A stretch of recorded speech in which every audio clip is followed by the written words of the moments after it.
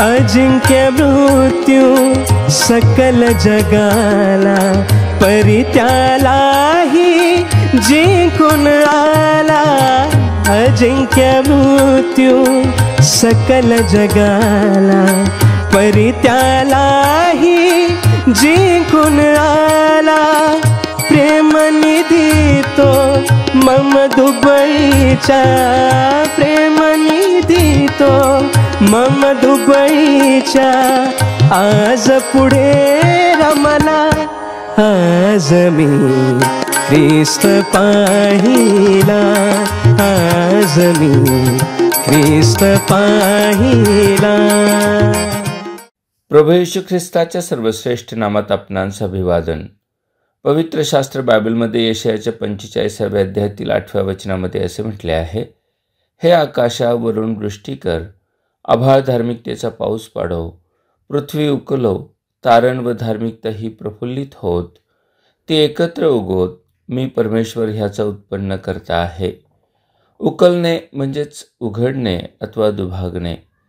येथे ख्रिस्ताविषयीच्या भविष्यात्मक लिखाणात पृथ्वी उकलो असा संदर्भ दिला आहे.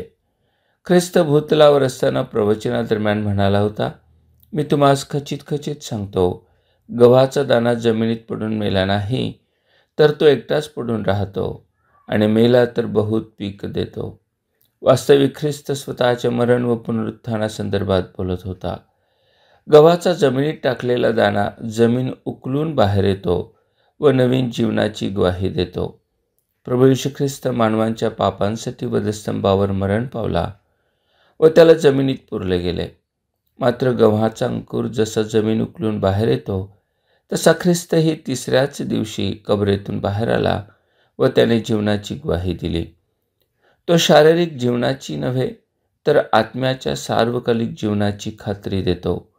मरणावर विजय मिळवून कबरेतून बाहेर आलेल्या मृत्युंजयी ख्रिस्तावर विश्वास ठेवणाऱ्यांस जीवन व तेही सार्वकालिक जीवन प्राप्त करून देण्याची तो ग्वाही देतो.